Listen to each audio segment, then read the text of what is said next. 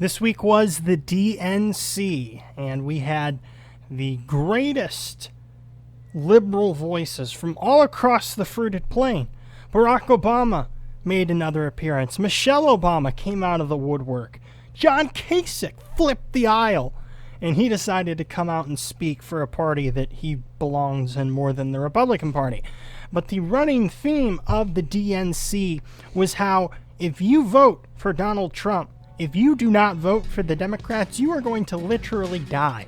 There are going to be bodies piling up in the streets, much like there were after the whole healthcare and the Obamacare fiasco a couple of years ago. We were promised that from Nancy Pelosi. Well, it's going to be the same thing if Donald Trump wins in November. That and more on this episode of The WireTap.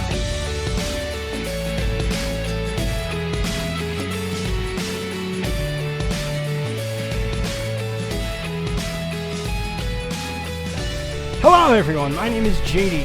And I'm Logan. And this is The WireTap. As we mentioned there, DNC happened this week, and what a barn burner of a show it was. You had some of the greatest no-name musical acts provide your entertainment, and you had some of the greatest no-name and washed-up politicians come and give addresses on why Donald Trump is bad. That was basically the DNC in a nutshell, and it was all virtual as they made special light of the coronavirus, and that was one of their main talking points about Donald Trump, and how because of his handling we have to do this virtually tonight because Donald Trump royally botched the coronavirus. That was one of their central messages of the entire week. And there's a lot that we can unpack there. And this coming week is the Republican National Convention. And that is going to be pretty interesting. It's going to be interesting to see the contrast not only in the production itself, but in the tone and what it is that the Republicans decide to focus on as opposed to the Democrats. Because the Democrats painted a very dystopian, gloomy picture of what America is. I mean, you think that you're living in a third world almost. Yeah, I mean, if you watch the DNC, you'd think that you were in the throes of the Great Depression. Meanwhile, before coronavirus, you had some of the greatest economic expansion, lowest unemployment, black unemployment was at record lows, just personal wealth per family. Your gross income per family was on the rise. Obviously, the stock market was doing extremely well, again, pre-pandemic. And all of those things that have happened, quite frankly, are outside of the control of the executive branch itself. That those tanked in the way that they did, but a lot of those are coming back anyway. Yes, then even despite NASDAQ, the coronavirus still being there. NASDAQ and S&P have now reached the points that they were in March, and now they are exceeding them once again. Yes. So they're breaking records. And the Dow, we mentioned before in previous episodes, but the Dow, I think, is still consistently hanging out in the 27s. Yeah, in the 27,000 range. And it was only about 28, 29 in March. Yeah. Pre-pandemic, it was almost... It was in the 29s, was it not? Mm-hmm. Almost 30, because that was the benchmark next that it was going to reach. And then the pandemic happened, it dropped all the way down to 19,000, and here we are back at 27,000, so basically back to normal. It's higher than it ever was during the Obama administration anyway. But I want to... What do I want to start with? Do I want to start with Kasich? No, you know what? I'll go to CNN, as bad as I hate to. And it's just a gleeful little article from CNN. Pressure mounts on Trump to match Biden's convention appearance. President Donald Trump's relentless effort to undermine Joe Biden as Sleepy Joe backfired this week when the former vice president delivered a forceful speech accepting the Democratic presidential nomination. Now the pressure is on the president to write his own campaign as he heads into the RNC next week. The 15-20 minute speech that Joe Biden gave is in no way comparable to the campaign schedule and the rigor with which Donald Trump conducts his campaign, with all of the rallies and the appearances that he makes on television and media programs, the number of said rallies, the duration of said rallies and appearances, etc. I mean, this is a 20-minute speech that you've had to prepare for since May.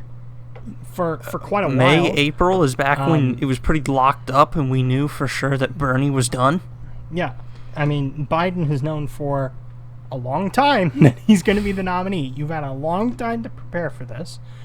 And, I mean, to be fair, Trump does as well, since he's the incumbent and the de facto nominee. But even so, looking at the energies of the campaigns, they're both very different. And Biden's 15 to 20 minute speech that he did, sitting in front of a camera, reading off of the teleprompter, is a lot different than Donald Trump's rallies that he does, even if you want to go all the way back to the one in Tulsa, that, you know, that was a whole ordeal to where people were really just joyful at the fact that there was that the arena was only like half full, you know, and it's like, so what? I mean, at the time I thought that was a stupid thing, and that was just something that after so long, the left had finally found something to be like, ha! You know, we got you. And that was a whole stupid thing in and of itself. Now, here's the thing. The whole it says to undermine, President Trump's efforts to undermine Joe Biden as Sleepy Joe. I mean, it doesn't, just because he gave this speech doesn't really mean that he's still not Sleepy Joe in that sense. And it really doesn't even disprove the whole thing about Biden's mental acuity. Now, I myself have never really wanted to delve that deeply into that, because for me, I just don't like trying to do that. You know, I didn't really care for it too whenever it was the Hillary Clinton thing, and with, you know, Trump diving into all that. Does Joe Biden have, you know, the onset of some sort of mental impairment in that way, like an Alzheimer's or dementia? I don't know. I'm not qualified to say, you know. He very well might have that. I don't know, but that doesn't really affect the way that I look at that, and that the things that he says, the mental gaffes and gaps that he has, are in no way indicative of the stutter that the media is now brought up. I mean, we've not heard anything really about this until like the last week. Oh, yeah. Until this last week, that Joe Biden has long struggled with a stutter, and it's like, how have we never heard about this before whatsoever? Because you would think, I mean, this isn't something new. People have been talking about Joe Biden and the mistakes that he makes and the things that he says. And you would think that the media and the left would have thrown that out months ago as the cover and the catch-all defense for that. Is this a stutter that he suffered from 60 years ago? I mean, as a young boy? They say that he's had a stutter, and, you know, quite frankly, I don't doubt that, because there's many public speakers, there's many notable media figures that have communicative disabilities in that way. I don't doubt that. Here's the problem, though, is there's a difference between a stutter and the things that Joe Biden does. Joe Biden he just says wrong things and makes hilarious mistakes, and it's hilarious as a public media figure or a politician or something like that, but those become much more grave and much more serious whenever you are the president of the United States. And a stutter, the things that Joe Biden says, like, if you have a hard time deciding between me and Donald Trump, you ain't black, that's not a stutter, okay? In fact, it was pretty clear. I know people, okay? I interact with people. I'm friends with people who have stutters and speech disabilities, all right? And whenever they are stuttering, it's like a record skipping, all right? And they can't seem, depending on what their particular handicap is and what their particular stumbling block is, certain letters will trip them up, and they just can't seem, their brain just physically can't seem to get past that letter for whatever reason. That's just the way that it works. What comes to mind, Samuel L. Jackson, if you didn't know, he had a stutter, or has a stutter, I think. And I think his is the letter W. He has problems with the letter W and getting stuck on words that start with W. Which is ironic considering his role in Pulp Fiction and the whole, what? That whole scene. But Samuel L. Jackson's, his is W. And I know people like theirs is S. And they just can't seem, like I said, it's like a skipping record. They can't seem to get past that. That's a stutter. What Joe Biden does is not a stutter. That's just mental lapses. All right? And like I said, I'm not going to go into whether or not he has any of that because I'm not qualified to say, and I really don't care one way or the other. The point is that Joe Biden's energy of his campaign, let's just talk about that. The energy of his campaign and the way that his campaign is being run is in no way comparable to Donald Trump's based off of his 15-minute speech that he gave on the teleprompter. Those are in no way comparable, and Donald Trump and his campaign is in no way afraid of that because, quite frankly, Joe Biden's speech was nothing but vague generalities, no specifics, just orange man bad, Donald Trump bad, and vague generalities and bumper stickers that would be fitting on cars going to Woodstock, all right, in hippie communes. It was light is better than darkness. It was in no love way overcomes hate. An amazing speech at all.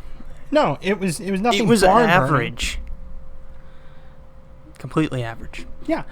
And this has been said before. The only reason that the media whatsoever is giving Joe Biden's speech this much praise is because we've set our standards. Our mistake has been that we set our standards so low that anything short of Joe Biden coming out and monumentally screwing something up is considered a great victory. It's like potty training your kids, all right? Just them going poop in the normal toilet, wow, amazing. All right, it might be all over the seat. It might be running down the sides. But they got in the general location. They at least tried. They at least got it in the general location. They didn't poop all over the floor. That's kind of what it is right now with Joe Biden. Wow, he made it through his speech. He didn't say anything amazing. He didn't change any lives or minds whatsoever. But wow, he did not go out there and make a complete and utter fool of himself. Fox has an article, and it's from the immutable Aaron Rupar, talking about Joe Biden's speech. And he says, in part, Fox News normally does everything it can to help Trump, but even its commentators on Thursday acknowledged that Biden's speech was very effective. Shortly after it ended, host Chris Wallace, who's a closet liberal, by the way, who last month gave Trump one of the toughest interviews he's had, but normally tries not to go too hard on him, said he thought Biden delivered an enormously effective speech.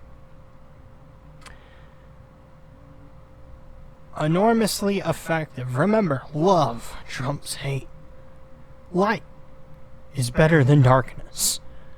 All of these just cliches, and that was the entire speech. It was just cliches. And I saw articles of people lauding this as amazing because this is a return to normalcy.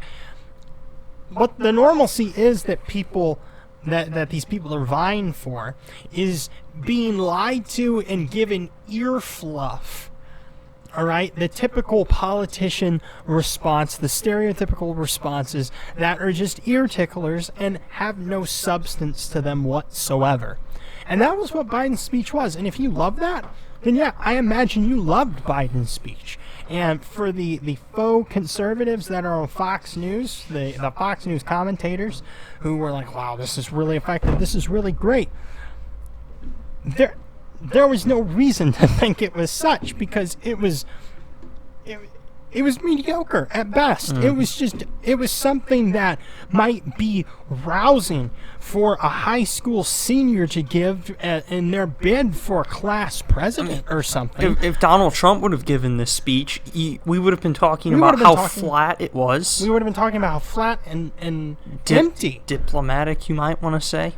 Just how flat, empty, and without any real substance that it was full of. And I mean, Kamala Harris, which, good God, how are they pronouncing her name now? What is it? Because apparently it's sexist and racist to mispronounce her name. I don't know. I've heard it like... There's Kamala,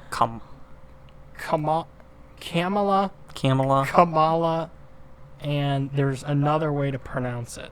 There's like 3 different ways that people are talking about, or that say her name, but there's only one to not be called racist or sexist. Now, I want to read just in part some of her statements about coronavirus. And she says, and while this virus touches us all, let's be honest, it's not an equal opportunity offender. Black, Latino, and indigenous people are suffering and dying disproportionately. This is not a coincidence. It's the effect of structural racism, of inequities in education and technology, healthcare and housing, job security and transportation, the injustice in reproductive and maternal health care, in the excessive use of force by police and in our broader criminal justice system, of which she was a part of as Attorney General in California. The virus has no eyes, and yet it knows exactly how we see each other and how we treat each other. And let's be clear, there is no vaccine for racism. We've got to do the work.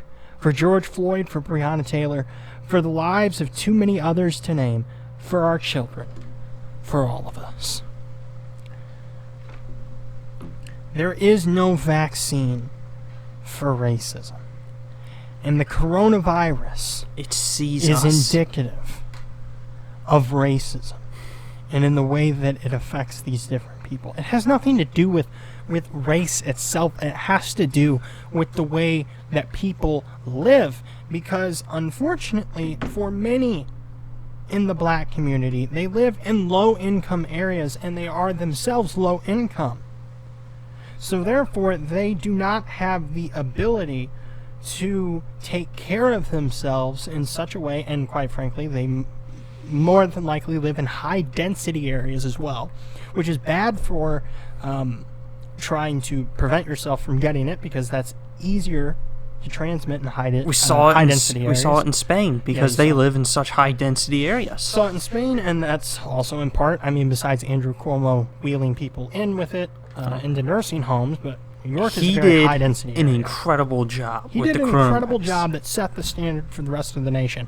If we followed Andrew Cuomo's model, okay, for the rest of America, we would have, quite frankly, probably 2.5 times the number of people dead in America that we do now if we followed Andrew Cuomo's model. Sorry. If we took out Andrew Cuomo's test toll. But can we... the part of that always just goes right through me is the police brutality against black people and the racism that people like George Floyd and Breonna Taylor and Michael Brown faced. All right, there is no evidence in any one of these 3, and in fact, just a couple weeks ago, another investigator went through the Michael Brown situation and determined that there was no wrongdoing on the part of Officer Darren Wilson. That is a man who has had his life destroyed. He specifically wanted to serve the people of Ferguson and Florissant, to help them, be a community leader there. And he had his entire life destroyed. I don't know what happened to him. Quite frankly, I've not really heard much about him. I don't know what happened to him. I'm sure he doesn't want people to know where he is. He doesn't want people to know. I'm sure that he had to go into like a witness protection kind of thing and start a brand new life. His family, new names, new place that they're living. I'm sure that they had to do all of that. Mm-hmm. He had his life completely wrecked and destroyed because of that situation. But you just had somebody go through, say that there was no racism or wrongdoing there. The George Floyd body cam came out 2 weeks ago, I believe. Like Wasn't in the last few weeks. Yeah, it was like, might have been 2 weeks ago, maybe two and a half to 3 weeks ago. Full body cam comes out, and it shows that officers are still in wrongdoing, all right? Not making the case that they are absolved of wrongdoing. There were definitely things that they did that they should not have. I'm not making that case whatsoever. I do believe that that Chauvin's methods were not acceptable. That is definitely punishable. Shouldn't have to preface this with that, but you have to, because otherwise people say that you're excusing it. But if you watch the whole thing, you see there's no evidence whatsoever that it has anything to do with the fact that he's black. It has nothing to do with the fact of his skin color. It has to do with his behavior and the things that he is saying, the way that he is acting, that all predicates into the situation that we saw most famously with Chauvin on top of George Floyd. But there's no evidence that it was in any way racially motivated. And the same thing with Breonna Taylor. There's even less evidence that that has anything to do with race. And there's still a lot of unknowns in that case as well. But there is no evidence whatsoever that it has anything to do with race. It seems more of an unfortunate mistake and a bad circumstance.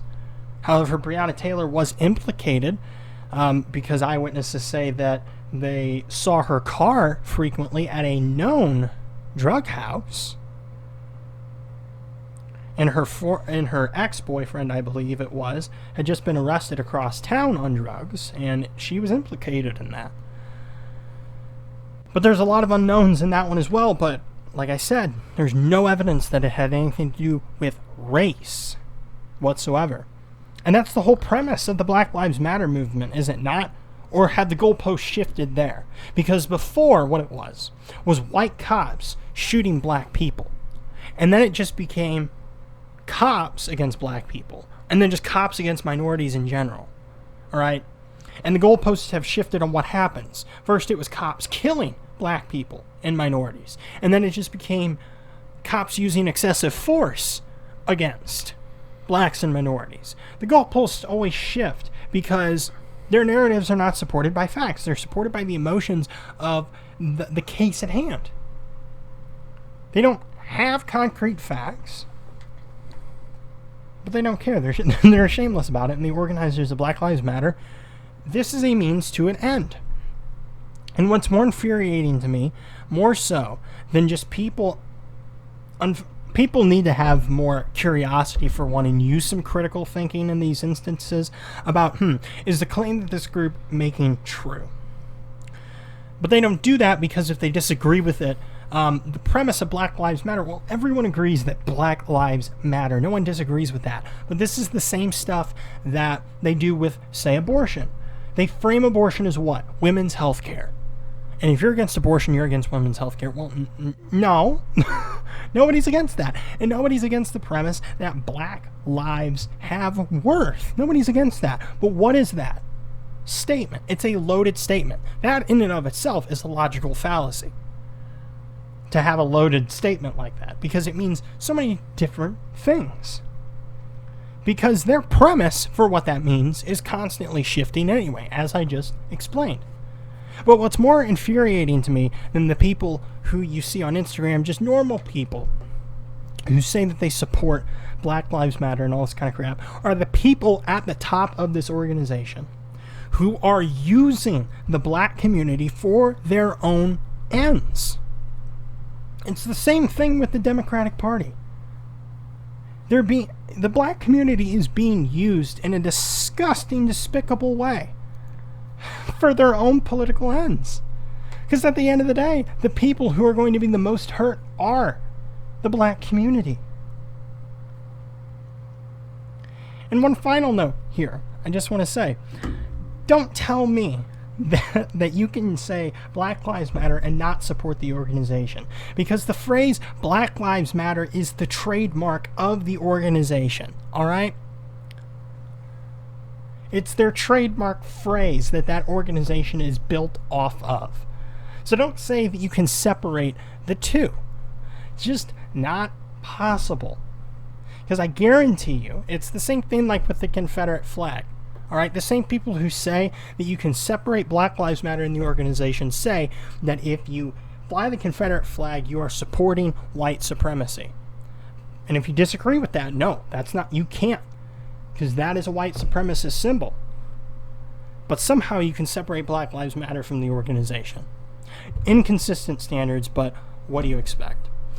Well, that's all the time that we have for this episode of the WireTap. Make sure you check out the links to the stories in the description below. Make sure you subscribe, like, and leave comments on things that you would like to see in the future, episodes that you would like to see produced. You can also visit our links to our SoundCloud, and you can follow us on Twitter and Parler. We are at the CWire, capital TCNW. We're at the CWire on both platforms. And for Logan, I am JD saying goodbye, God bless, and we will see you in the next episode.